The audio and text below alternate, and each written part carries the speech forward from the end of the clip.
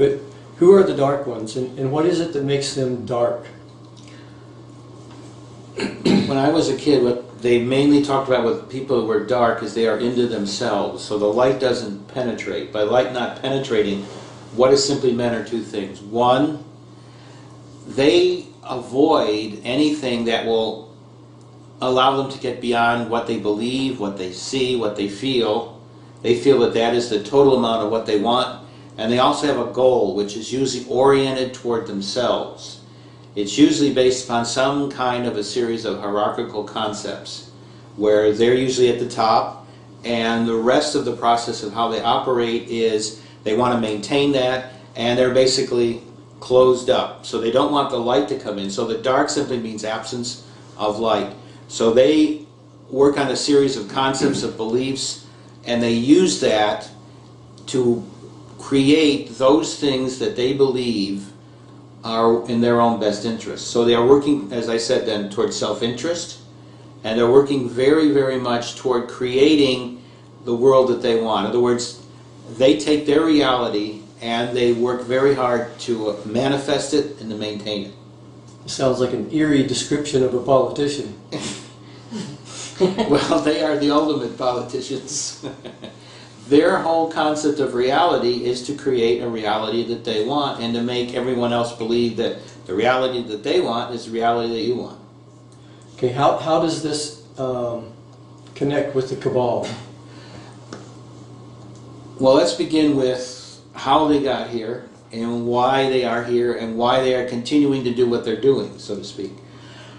They came here because in the beginning there was another group. Let's start out at the beginning of history, go back a little further than that. There's a fall of Atlantis. It's roughly about 13 millennia ago. After that, there was an opening because we had been reduced from being fully conscious beings to being limited conscious beings. Now let's take those terms and break them down. Fully conscious being means that you have a complete interaction between the world of spirit and the world of the physical. When you become limited conscious beings, the world of spirit leaves you. You create so-called veil that we talk about, and you become a limited conscious being. You are living in the reality is, this is it. The physical aspects of reality is it. That's for the only real reality to them is the physical. Now, when that fall happened, one of the first things that then became obvious had to be done was, one, the people had to be told what happened to them and how to get back, or two, they could be manipulated. Heaven decided that the process that was best for us at that time was to be manipulated and learn about how the dark manipulates us, so we could take that wisdom when we became fully conscious again, when we put all the stuff that we have within us, our full potential selves, back together again. We would then understand what it was like to not have all that reality that we have, which is the reality of combining heaven and physical together, and just had for a long time just physical with the other thing, the heaven or the spiritual aspect being something that we do not fully comprehend, and so we can be manipulated because we don't know what happens after death. We don't know why we die. We don't know if there's a real spiritual reality. We don't fully understand anything except to say there has to be a spiritual aspect and there has to be a physical aspect. And somehow the spiritual aspect transcends the physical aspect, but we don't know why. We can come up with all concepts and realities and hypotheses and whatever, but deep down we don't know why.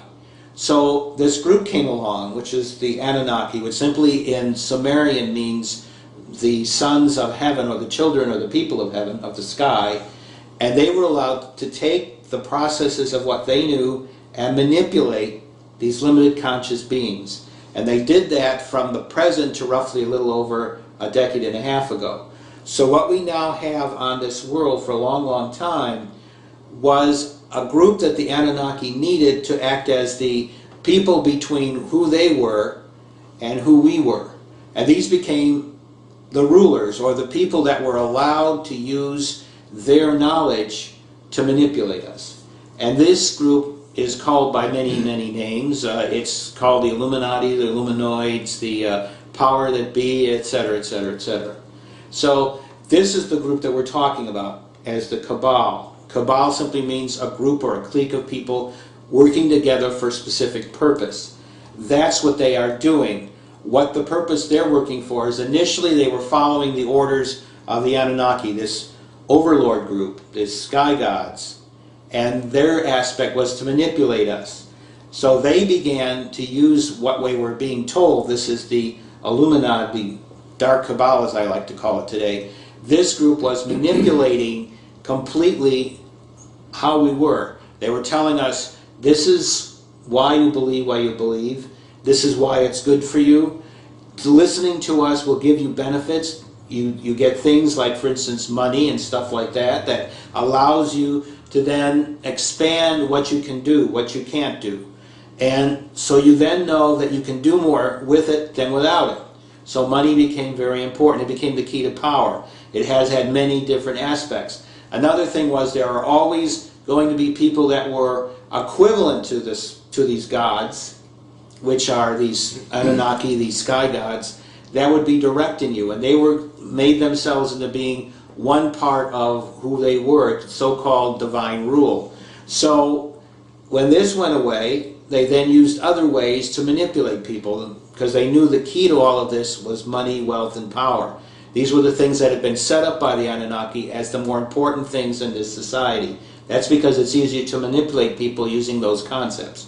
When you get rid of those concepts, then it becomes virtually impossible to rule people, to tell them what to do, or to deceive them, because they begin to see, they begin to feel, they begin to hear what they internally see as being right or wrong. And so, therefore, they need an overrider. So that's basically what the Dark Cabal has been doing for millennia. They've been setting us up and saying, well, this is the spiritual aspects you should believe in. These are the governmental aspects that can protect you and help you. If you do all of that, you can then work for us. You can get a job, you can get money, you can get more power, more aspects involved from that, and your life can be better for you and for your children. And so they began manipulating. And then they said, well, the way to really manipulate people and confuse them is war.